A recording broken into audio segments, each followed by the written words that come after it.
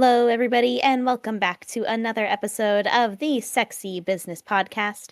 As always, I'm your kitty host, Lewd Neko, and joining me is my co-host, Spooky Dangerous. Hello, mate. And today we are going to be discussing a pretty well-known text-based lewd sandbox game, Degrees of Lewdity. Now, this is a game I've kind of been pestering Spooky to talk about for like Yep. the past couple weeks. Yep. I had a little hyperfixation period where I played a lot of it for like 2 weeks. And Spooky's only played a little tiny bit, so we'll get some first impressions from him, and then I can sort of fill in the many gaps. Yeah, I feel like lately we have done a pretty good job of catching on to the stuff that Neko's been excited about with our Sakura Brewery episode, and then now this one. I did pick it up this morning and get a little bit of a chance to play it before we recorded, and it's very similar to Trials in Tainted Space, which is the kind of adult text-based game that I had played. Throwback to like episode 15 or something when we talked about text-based games last time, where I was kind of leaning on that a little bit when playing this game with my expectations of how it goes. It's once you have kind of played for a little bit, you kind of understand the formula of what it's trying to tell you and how everything is laid out, because it's kind of always in the same kind of format where what's just happened will be up the top, and then there'll be kind of like a summary of the status of what's kind of like your encounter, and then there'll be like a graphic in the middle, and then kind of like a button panel, so to say, towards the bottom where you're picking out what your options are. When starting the game, you kind of introduce your character and put upon your initial plotline, which is just get money, and then you kind of walk outside and you're molested pretty much straight away, or at least I was. Yeah, that's for the tutorial. Kind of sets the tone for the game. And I immediately went into open mouth tongue kissing, dual hand holding, which is really funny because the first time you hold hands with someone, there's an alert which is like, yeah, you lost your virginity. Yeah, you lose your hand holding virginity, and it's not stressful, it's embarrassing or something, which I thought was really funny. But then I kind of got stuck in the combat encounter because I couldn't figure out how to make it progress. Like, I wasn't sure if I had to change what my actions were to make something happen. And I was just holding hands for a long time and kind of like running through the combat cycles with nothing really changing for a little while. And eventually I stopped kissing because one of the options is that you can say something, which you can't do if you're kissing. But all the things to say is like, please don't do this to me. When realistically the question I wanted to ask was, who are you? or like anything like this to identify my attacker. And then she's also just kind of like bumping up against me, just like pubis bone upon pubis bone, which really I didn't think could be that enjoyable. And then kind of the tutorial ends, and I'm like, okay, I'm going to go and explore for a little bit. I wandered around some of the streets, and I ended up at the cafe. And I'm like, well, my job is to get money. I'm going to talk to the dude. I'm going to get like a real job. And then I worked at the cafe for like the entirety of the first day. And whenever you do any action in the game, it makes 1 minute pass, with the exception of working at the cafe, which makes an hour pass, which makes sense. And then sometimes upon the conclusion of working for an hour, there'll be something that happens. There'll be a specific patron of the cafe, fucking Patreon mentioned, who will show up and deliver an extra thing. And I think Gwylin or Gwynlyn or something was the name of the... Gwylin. Yeah. Is a girl that comes up there, and you spend some time talking to her. And so I did... I think there's 2 parts that are available on that first day, and then she goes away and she tells you about this shop that you could go and visit. And then the next day, you're expected to go to school. And I stopped playing right before starting to go to school, more for time restraints. But it was enough to kind of give me an idea of mostly like the engine and kind of the similarities and how the text functions. The way that it tells you about what's happening is there's a list of categories which might be like how aroused you are, for example. I think that's the final of the 5 categories. But whenever it's telling you about an NPC, it will tell you their status within the categories, or if I'm holding hands with them with my right hand, and then my left hand is doing something, and then I change what my left hand is doing, the first text spit will be like, okay, now your left hand is doing this, but your right hand is still holding their hand. And as long as you're doing that same action, it's going to repeat that block of text every time. So it basically just looks at what your whole list of interactions are and then just puts them out one by one. So it's pretty formulaic in how you're interacting with everything. It's not complicated in a way where you like really need to figure out what's going on. The only stumbling block I had was I'm like stuck in the tutorial because I'm like, what are you asking of me here? I'm not in the driver's seat, right? I'm waiting for this combat encounter to resolve in some way, and I'm not trying to. I don't have a goal here. I'm being molested. I'm trying to figure out what's happening to me, right? But other than that, I felt like it was pretty straightforward, and I'm curious to hear, what's some of the stuff that I kind of missed out, because I know that you've been really excited about this one, and I am curious if some of our audience does get into more text-based games, or if they're more into like very visual-heavy stuff. Because the last time we talked about this was a fair while ago. Our audience may have grown since then, but Neko, why don't you tell us what this one's all about? Yeah, so compared to something like Corruptions of Champions or Trials in Tainted Space, this is definitely more text-based. There's very little visuals aside from basically the sort of sprite of the character. And while there is a lot of customization you can do to the sprite, so you can change the haircut, you can dye the hair, you can buy a bunch of different outfits, some of which have like different perks. You can change the colors on them. So a lot of people really like that aspect of this game. One thing I want to talk about later is there's like a huge female audience for this game, and a lot of them really like quote unquote the dress up part. Um, like I they like making kind of OCs for like different playthroughs of like, oh, this time I'm going to be a boy and I'm going to make him look like this and blah blah blah blah. Because there are some kind of different things you can do in terms of like what your player does. Like, do you want them to be pure and you want to kind of go down like the holier route? Because there is like a chastity mechanic, and there's basically kind of a religion in this town where if you keep up your chastity, they'll pay you for it. Because one of the systems that kind of keeps the game going is that you have basically sort of rent due every single week, because you live at an orphanage for plot reasons, and yet you're also charged to live there, and you can't leave despite being an adult. Don't question it, but it is just a mechanic to make sure that you keep on earning money and that you have something to kind of motivate you, because if you don't pay your rent, you get a couple of different basically bad endings or soft bad endings, which I can talk about in a moment. But in terms of like the text-based stuff, I actually found out that this game is made in something called Sugar Cube, which is a particular variant of Twine. For people who play like text-based games, Twine is sort of like a really big one because it came out, I think, decade or two ago, and a lot of like queer creators used it to kind of experiment with coding and just making some really basic choice-based stories.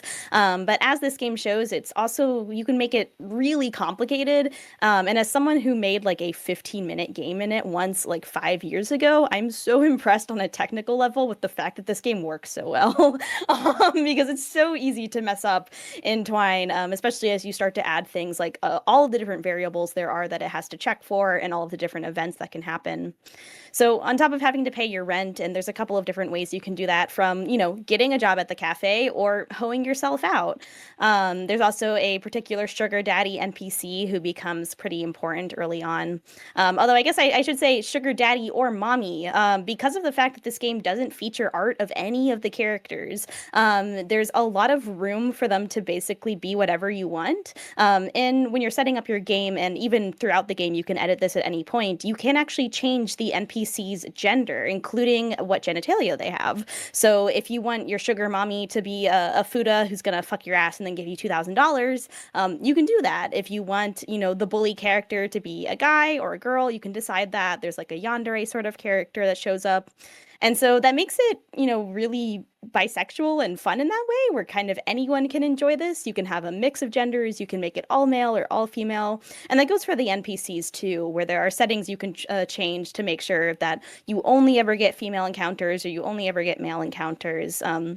You can also turn off some of the more sort of questionable content in this game. There is a lot of beast content, and that is all, you can either disable it or you can actually change sort of the text so that it's, more of like monster people as opposed to a dog. It's a dog girl.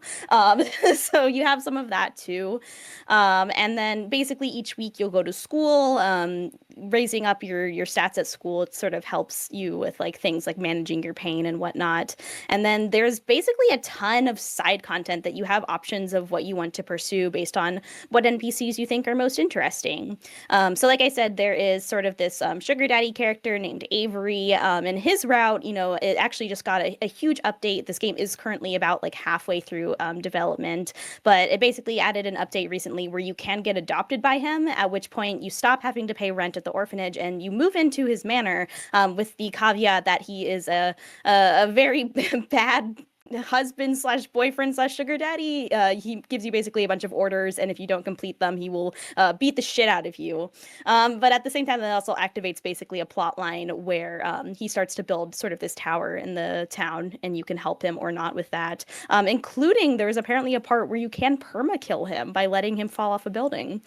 So there are That's things like that that crazy. actually have like stakes. There are ways to dismiss NPCs so that they never show up again by basically, I think in the case of like Whitney the bully, he can get kidnapped at some point, and if you just never go save him, I think he just kind of doesn't come back, or he comes back, but he's kind of like mentally broken. So there's a lot of like really interesting little things like that where you can kind of like permanently like mess around with things in a way that I think gave this game some element of stakes. But there's also a lot of lore to this game, and this is something that even I haven't fully figured out yet, where there's basically like a cult maybe in the town, some sort of underground society. There are some spiritual sort of elements like ghosts and magic and things like that. Gwendolyn is one of the sort of important characters in that. They live in the forest and they have some like magical abilities, and I think they recently also got a big update where basically if you get a shit ton of essentially achievements that unlock clothing. They slowly open up to you and do some rituals and sexy stuff. So there's really like a lot you can do with this. And, the other nice thing, if you are someone who really hates, stat grinding or doing things like that, I do know that there are a lot of easy ways to save edit, I'm pretty sure. And there is also a very big modding community, actually. Despite the fact that this game isn't completed yet, there are a couple of really popular mods that add some quality of life features. So one of the most popular mods, for example, adds more elements of combat. So they're currently in combat, you basically have the option of like punching, kicking, and screaming. If you want to be defiant, you can be submissive and just give into it. You can be a little bit bratty. And I know like the combat mod adds things like, being able to dodge, for example, and being able to do sort of different moves and stuff like that. There's also a lot of visual elements that are added in modifications. So there's a couple of different mods that do things like they'll change basically the pixel art of your characters so you can make them absolutely slay before they go out into this horrible, awful town and have bad things happen to them.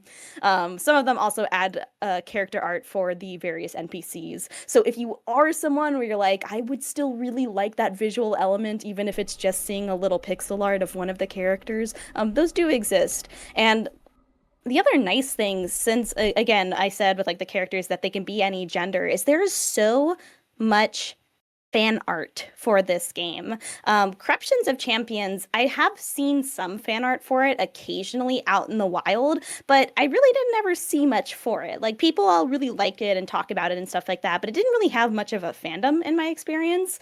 Degrees of Lewdity has a fandom. It has like people who post some really detailed, awesome art of these various characters or their interpretations of them. There's also this really funny user on like Twitter and Reddit named DOL Comics, and they've just been making like daily comics that are just like riffing on like the game and making memes about it. They're at like That's 60 sick. comics now, and they're actually very, very funny. I highly recommend checking them out if you end up playing this game. They're great. So I was really just so surprised by how much people have really connected with this game and seem to enjoy it. And, it does seem to be on a pretty steady development cycle. So I looked into it, and it looks like this game first sort of launched in 2019 or 2020. So it's been in development for about 5 years, and it's about to approach sort of version 0.6. We're at 0.57. So it seems like it's on a pretty steady, slow climb of making this into a really expansive text-based game. And it does feel like there is an end in sight for this game. Like based on some of the storylines and things like that, it does seem like the creator has sort of a vision of what this game will look like once it's finally completed. So I am curious to ask, and treat me like a member of the audience for this one. But what kind of main niches do you think this game covers? But also, which are the ones that you think draw you specifically in the most? I mean, so non-consent is going to be a really big element of this game. It is, one of those games that has elements like non-con on defeat. You are basically constantly at risk of being assaulted. There's a lot of basically random encounters when you're just walking around town, for example, where someone can start stalking you, someone can sort of jump you. So that is a big element, though it is pretty easy to, avoid those encounters or to, sort of fight your way out of them in certain ways. But that is definitely a big one.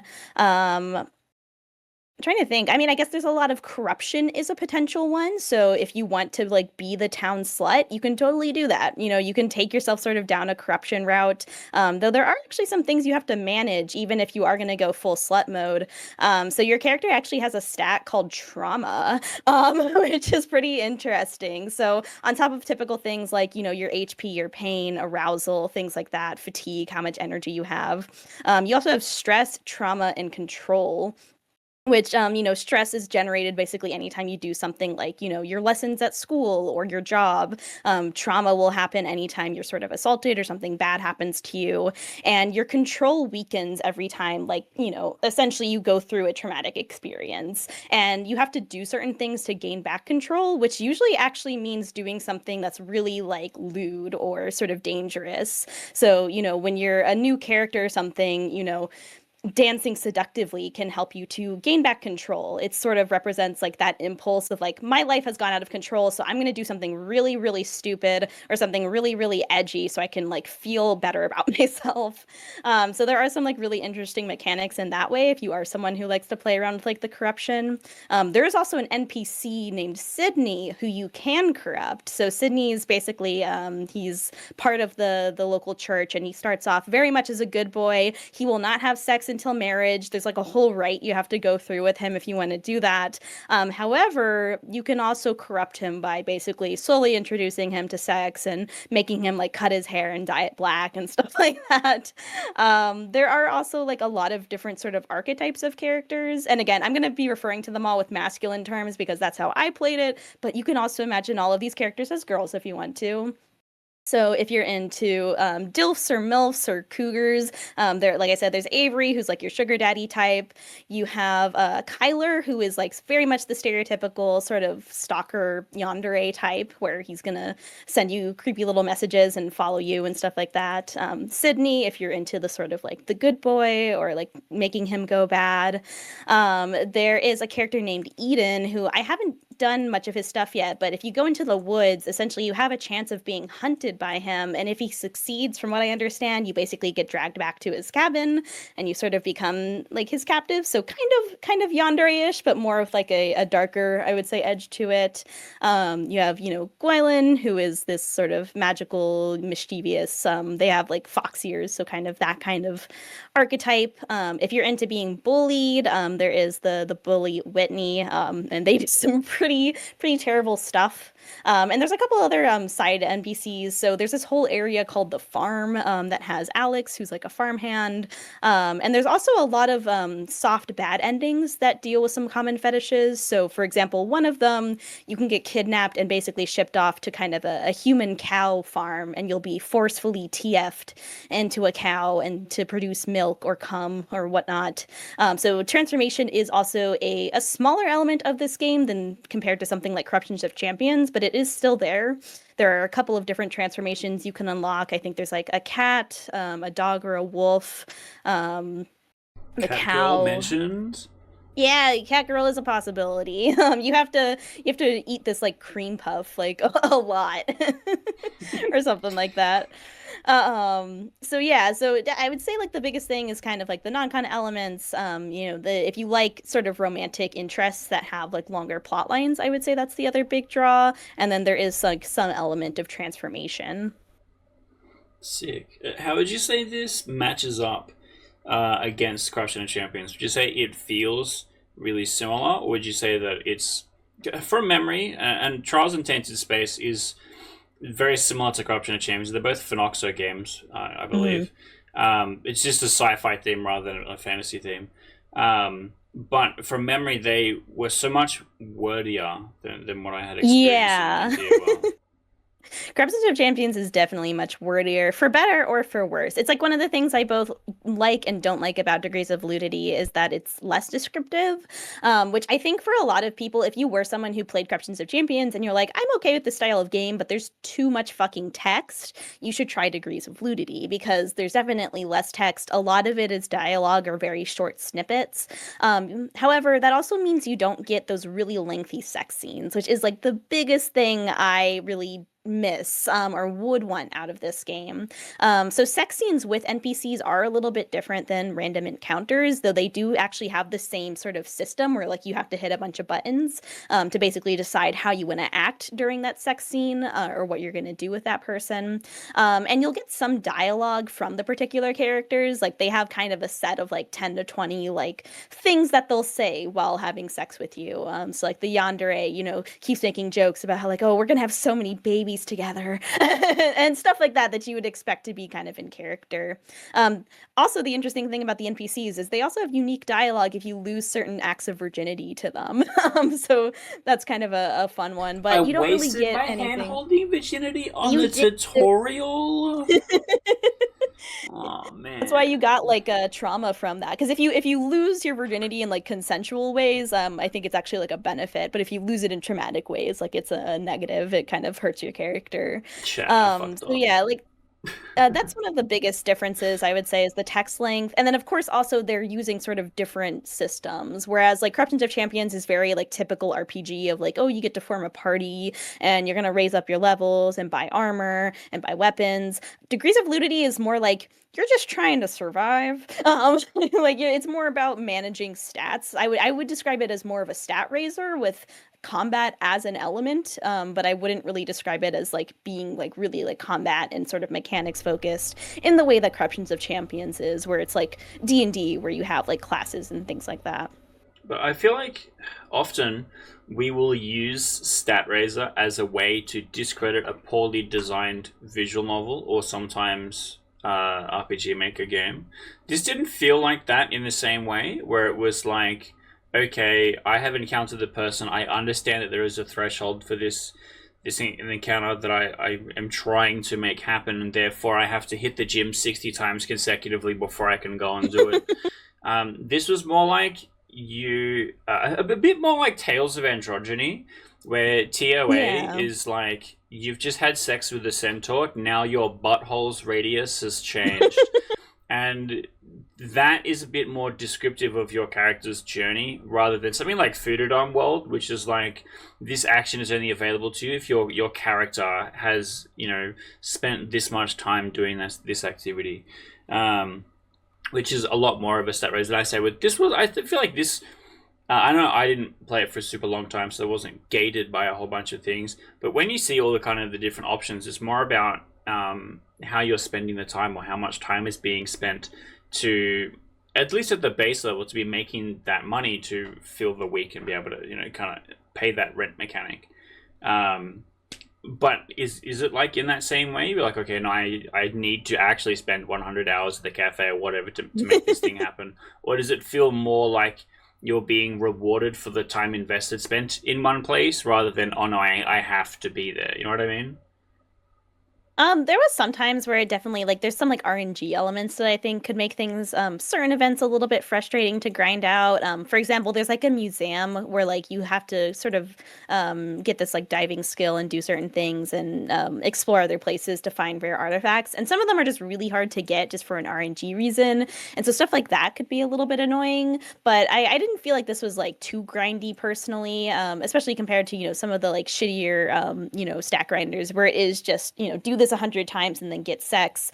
It's not quite like that. A lot of the stats that you can and cannot raise are usually tied to sort of like passive things that'll help you out. So, for example, your history skill at school, if you upgrade that, you learn about basically different paths around the city, which makes traversing the city easier. So that way you can get from one end to the other like much faster or with less of a chance of sort of having bad encounters.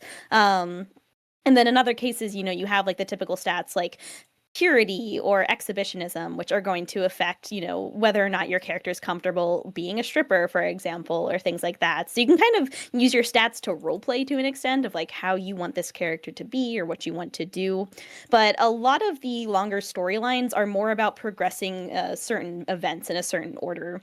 So, for example, I talked about Avery's mansion, and in order to get to that state where he's eventually wants to adopt you, not only do you have to sort of raise his love stat while avoiding making him hate you, basically. But there's also a couple of random encounter events you have to do successfully. So each weekend, he essentially takes you on a date.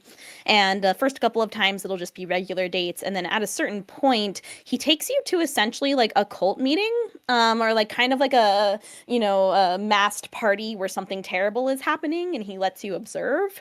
And then that's kind of like trigger number one. And then trigger number two is basically a card game. So he basically goes to a card game with him and a couple of the other powerful people in town. And at some point, he eventually basically puts you into the pod of like, you have now been put as something that can be won. And if Avery wins that encounter, I think that's like the second trigger. And then after that point, he will adopt you, which will trigger a bunch of other events. Hell So yeah. those weren't necessarily things where like you had to like grind 5,000 dates with him. It's just like you had to move things in the natural direction of like, yeah, of course, he's not going to adopt you unless he likes you. And so you have to figure out what kind of character they are and how to do things that will make you like them.